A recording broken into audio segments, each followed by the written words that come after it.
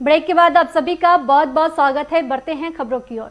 सुपौल जिले में पदस्थापित 2008 बैच तेज तर्रार पुलिस अधीक्षक नवपौनित डीआईजी मनोज कुमार से हमारे संवाददाता शिवशंकर पीयूष ने एक्सक्लूसिव इंटरव्यू किया है। देखिए क्या कुछ कहा है सुपौल एसपी सह नवपौनित डीआईजी मनोज कुमार ने। आप देख रहे हैं एबी न्यूज। मैं हूं आपके साथ शिवशंकर पीयूष। इस वक्त हम मौजूद हैं सुपौल में। हमारे साथ खास बातचीत के लिए मौजूद हैं सुपौल के तेज तर्रार 2008 बैच के आईपीएस अधिकारी मनोज कुमार सर। खास बातचीत करेंगे, जानने की कोशिश करेंगे। सबसे पहले तो सर को बधाई, चूंकि सुपौल में सर की पदोन्नति हुई है, सर डीआईजी बने हैं। सर आपका स्वागत है एबी न्यूज में। आपके एबी न्यूज को सबसे पहले हम धन्यवाद देना चाहेंगे कि आपने जो शुभकामना दी है, बहुत बहुत धन्यवाद। सर सुपौल ऐसा जिला है जो इंटरनेशनल बॉर्डर से सटी हुई इलाका है। कोरोना के काल में भी आपने यहाँ देखा है किस तरह से, और काफ़ी ज़्यादा अच्छी गाइडिंग जो है आपके द्वारा यहाँ की गई थी। खास करके पुलिसिंग की अगर बात करें तो काफ़ी सुंदर पुलिसिंग, और लोगों को खास करके जागरूकता अभियान हो या तरह तरह की जो चीज़ें कोरोना के समय में पुलिस के द्वारा की गई, काफ़ी सराहनीय रहा। कैसे सर इस सब चीज़ों को आपने टेकअप किया? पुलिस है जो समाज में, इसका एक बड़ा रोल है, और मेरी जो पुलिसिंग रही है उसके केंद्र में लोग रहे हैं। सामुदायिक पुलिसिंग के बहुत सारे नमूने आपने देखा होगा। इसके पहले के जिलों में हम लोगों ने पुलिस पाठशाला भी चलाया था, जिसमें बहुत सारे बच्चे हैं जो पुलिस के साथ मिल करके अपना करियर भी बना रहे थे। तो लोगों को केंद्र में रख करके, चूँकि हम लोग सेवा लोग का ही करते हैं, हमने पुलिसिंग करने की कोशिश की है, और अगर इसमें लोगों की संतुष्टि है तो निश्चित रूप से ये पुलिस डिपार्टमेंट की सफलता है। सर आपने सुपौल में कई नए उपयोग किए हैं, जैसे कह सकते हैं कि आपका महिला विंग है जो मन चले, खास करके जो है स्कूली बच्चों पे जो फफ्तियाँ कसी जा रही थी, उस पर कहीं ना कहीं बड़ा जो है फायदा दिख रहा है उसके बहाल होने से, जो महिलाएं विंग आपकी है। तो ये सब कैसे सर आपने किया? ये आप बात कर रहे हैं शेरनी दल का, जो कि सुपौल में तो है ही, इसके अलावा दरभंगा में कार्यरत है और भागलपुर में कार्यरत है, तीनों जगह। इसमें एक महिला पदाधिकारी होती हैं और उसके नेतृत्व में करीब 10 से 12 महिला सिपाही होती हैं। ये सभी महिला कांस्टेबल या पदाधिकारी बाइक चलाना जानती हैं, और या फिर विकट मौसम में वाहन से, फोर व्हीलर से ही चलती हैं। इनका मैंडेट है कि सुबह में जो मॉर्निंग वॉकर्स हैं, जिसमें महिला और पुरुष दोनों होते हैं, उन पर ध्यान रखना। और उसके जस्ट बाद है जो कोचिंग और स्कूल खुल जाता है, तो घूम घूम करके है वैसे स्थानों पर जहाँ हमारी बच्चियाँ स्कूल जा रही होती हैं, कोचिंग जा रही होती हैं, वहाँ पर पुलिस को दृश्यमान करना। और इसके अलावा ये शेरनी दल विभिन्न स्कूलों में जाती है और वहाँ के प्रिंसिपल से, वहाँ के बच्चियों से बात करके उनसे है जो तादात्म्य स्थापित करती हैं, संवाद स्थापित करती हैं। तो नहीं रहने पर, वहाँ पर भौतिक रूप से नहीं रहने पर भी शेरनी दल को सूचनाएं मिलने लगती है। तो इस मामले में हम लोगों ने देखा है कि सुपौल में शेरनी दल को काफ़ी सफलता मिली है। पिछले 2 वर्षों में एक बार भी किसी ऐसी घटना संज्ञान में नहीं है कि जो कि बच्चियों के प्रति किया गया हो, क्योंकि शेरनी दल न केवल शहर में बल्कि इसके अलावा तीनों अनुमंडलों में, निर्मली में, त्रिवेणीगंज में या वीरपुर में, वहाँ भी सेवा देती हैं, स्कूलों में घूमती हैं। तो एक अच्छा प्रयोग रहा। और ये प्रयोग, जैसा कि आपने सवाल किया कि कैसे किया, मैं आपको बता दूं कि इसका अनुभव था हमारे पास में। भागलपुर में शेरनी दल अभी भी कार्यरत है, मुझे खुशी है। इसी तरह दरभंगा में शेरनी दल कार्यरत है, तो ये परंपरा में चल रही थी। सर आमतौर पे पुलिस अधीक्षक की जिम्मेवारी जो है जिले में काफ़ी अहम मानी जाती है। जब आप यहाँ नहीं थे इस ज़िले में, तो आमतौर पे ठंड के मौसम में शहर से लेकर ग्रामीण इलाकों में भी चोरी की काफ़ी ज़्यादा शिकायतें आती थी। उसको लेकर आपने यहाँ बीट साइकिल गश्ती दल का गठन किया, जो काफ़ी हद तक पिछले ठंड में कारगर भी साबित हुआ है। इस बार भी पुनः से अब वो चालू हो गया, जैसा आपके द्वारा पिछले दिनों एक कार्यक्रम में जानकारी दिया गया। तो क्या सर सुपौल में ऐसा कब आपको महसूस हुआ कि हम साइकिल से जो है गश्ती करवा के जो है उस पर लगाम लगा सकते हैं? देखिए, हमारे यहाँ जो पुलिस मुख्यालय का आदेश था, डीजीपी सर का आदेश था कि जो शहरी लोकेलिटी है उसमें बीट सिस्टम के द्वारा गश्ती कराई जाए। उसमें है जो 4 सिपाही और 1 पदाधिकारी हर एक बीट में होते हैं। बाद में उन्होंने 2 बीट को मिला करके 1 बीट किया। और उसमें है जो ड्यूटी करने वाला जो सिपाही हैं, पदाधिकारी हैं, उनकी जिम्मेदारी होती है कि उस क्षेत्र में है जो कोई चोरी या फिर इस तरह के प्रॉपर्टी ऑफेंस जो होते हैं रात्रि में, वो ना हो। तो ये तो मुख्यालय का आदेश से हुआ था। इसमें हमने हल्का सा नवीन प्रयोग किया। उनको जो बीट में ड्यूटी करते हैं, हर एक सिपाही को हमने एक साइकिल दिया, और चूँकि बड़ी में चलते हैं तो 1 वायरलेस दिया, 1 पिस्टल दिया, 1 लाठी दिया, 1 टॉर्च दिया। तो इससे है कि उनका जब चलते हैं गलियों में, तो एक तो गति उनमें रहती है और दूसरा है कि वो दृश्यमान रहते हैं। साइकिल में भी स्टिकर वगैरह लगा हुआ है जिसमें रिफ्लेक्टर से है जो लाइट पड़ता है तो दिखाई पड़ता है, तो लगता है कि हमारी पुलिस अलर्ट है। तो इस प्रकार है जो पिछले मौसम में केवल हमको याद है कि 2 घटनाएं हुई थी, और बाद में उन दोनों घटनाओं को हमने उद्भेदन किया कि अंतर जिला गैंग के द्वारा किया गया था। छोटी मोटी चोरियां बिल्कुल नहीं हुई। तो ये प्रयोग जो नव प्रयोग है पूरे बिहार में चल रहा है। सुपौल में साइकिल दी गई है, एक अलग अभिनव प्रयोग है। ये एक सफल कार्यक्रम रहा पुलिस का।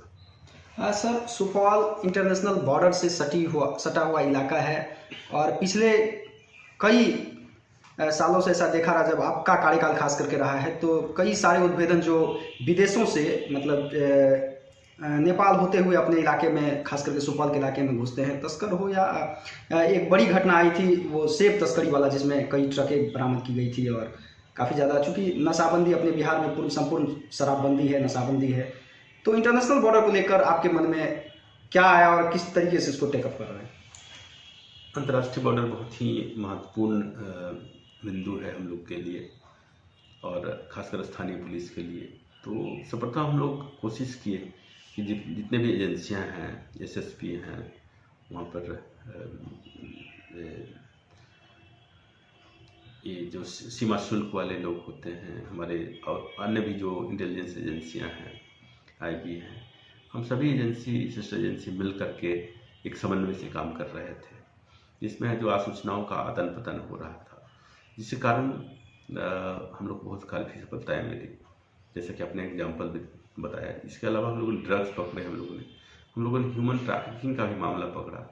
हम लोगों ने इलीगल जो ब्रॉड बॉर्डर को क्रॉस करने की कोशिश किया किसी भी मंशा से, तो उसको ही पकड़ा। शराब का मामला हो जहाँ तक, तो आपने देखा कि हम लोग लगातार है जो सीमा पर जाते रहे, जमीनी स्तर पर क्या चल रहा है, क्या समस्याएं हैं, रात्रि में कहाँ लाइट नहीं होता है, रात्रि में कहाँ से तस्कर निकलते हैं, सभी बिंदुओं को हम लोग है जो वरीय स्तर से जा करके वहाँ पर देखने का काम किया। इसके कारण है जो जितने भी एजेंसियां हैं उनका मनोबल हाई रहा, और वो अलर्ट रहे, और पिछले 2 साल में सीमा पर अच्छा काम हुआ। सर, जब आपने सुपौल आया तो विभिन्न थानों में पुलिस पब्लिक समन्वय स्थापित करने के लिए आपने तमाम थानों में, सुपौल के अलग अलग थानों में जो है बैठक बुलाई, और कहीं ना कहीं पुलिस और पब्लिक के बीच जो खाई थी उसको भरने की कोशिश की, और काफ़ी हद तक कामयाब भी हुई। तो आखिर सुपौल में इस तरह आपको क्या कमी लगी थी कि पुलिस पब्लिक समन्वय स्थापित कर ऐसा काम किया जा सकता है, तो पुलिस और पब्लिक की जो खाई है उसको भरा जा सकता है? ये आप बात कर रहे हैं जनसंवाद गोष्ठी का। हालांकि कोरोना काल में थोड़ा इसमें ब्रेक लग गया था, लेकिन ये 5-6 महीने चली थी शुरुआती दौर में। तो इसका मकसद ये था कि पुलिस अच्छे से काम करती है। पुलिस में अभी जो नए पदाधिकारी हो या नए जवान हो, उनका प्रोफाइल अलग है, वो काम करना चाहते हैं, लेकिन जो पुलिस का जो पारंपरिक इमेज है वो है जो उनके काम में बाधे आता है। वो अच्छा काम भी करते हैं, लेकिन फिर भी उनको क्रेडिट नहीं मिल पाता है।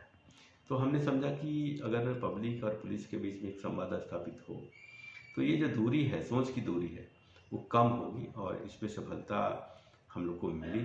आज की डेट में हम कह सकते हैं कि ऐसा बहुत ही बिरला मामला होगा कि कोई पब्लिक जो बहुत ही आम हो और वो अपनी बात को थाने को कहना चाहता हो, FIR दर्ज करना चाहता हो, शिकायत दर्ज करना चाहता हो, तो वो लौटाए नहीं जाते हैं, क्योंकि बेटर अंडरस्टैंडिंग है पुलिस और पब्लिक के बीच में। तो ये जनसंवाद गोष्ठी का एक अच्छा आप मतलब रिजल्ट आपके रूप में आप इसको ले सकते हैं। सर, सामाजिक कार्यों को लेकर आप सिर्फ पुलिसिंग नहीं, काफ़ी ज़्यादा संजीदा रहते हैं। कभी ठंड के मौसम में रात को पढ़ रहे बच्चों के बीच जाना या कोई अन्य जो सामाजिक कार्यों में भागीदारी रहती है आपकी, वो काफ़ी बढ़ चढ़ के आप भागीदार बनते हैं, उनमें सम्मिलित होते हैं। आप लाखों युवाओं के आइकॉन बन चुके हैं, जो खास करके UPSC, BPSC, IAS, IPS की तैयारी करते हैं। उनके लिए क्या मैसेज देना चाहेंगे सर? देखिए, पुलिस अधीक्षक का पद युवाओं के लिए एक आइकन होता है, आदर्श होता है, और इस पदधारी के द्वारा जो कुछ भी किया जाता है उसको फॉलो करते हैं। तो इसलिए है जो हम लोग को मैंडेट भी है कि खेल को बढ़ावा देना, शिक्षा का माहौल पैदा करना, तो इसकी कोशिश यहाँ से की गई। हम लोग हाई स्कूल में जाकर के बच्चे और बच्चियों से मिले, और गश्ती के दौरान जो बच्चे सेल्फ स्टडी करते थे एक मंदिर के पास में, वहाँ भी गए।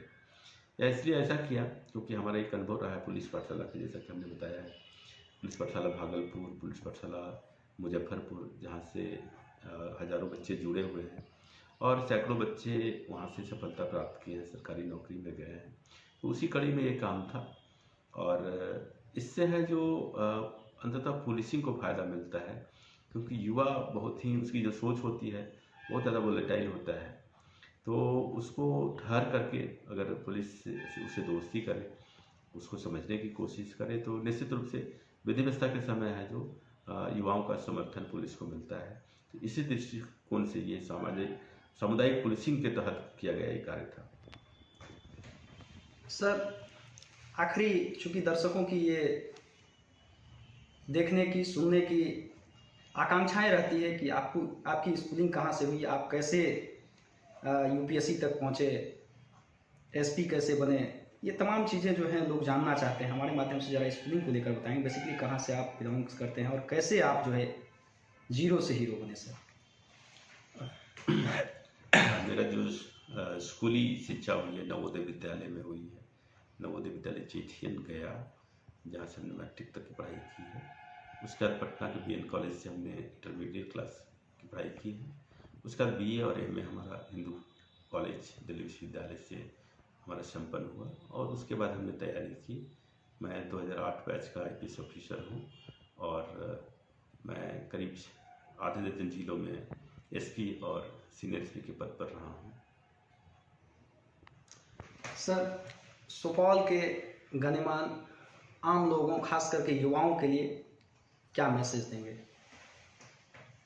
युवाओं के लिए यही मैसेज है कि अभी जो दुनिया है जो बहुत ही फास्ट है, सोशल मीडिया का दुनिया है और इंटरनेट की दुनिया है, लेकिन हम भारतीय एक पारंपरिक शिक्षा, पारंपरिक परिवार और समाज को पसंद करते आ रहे हैं।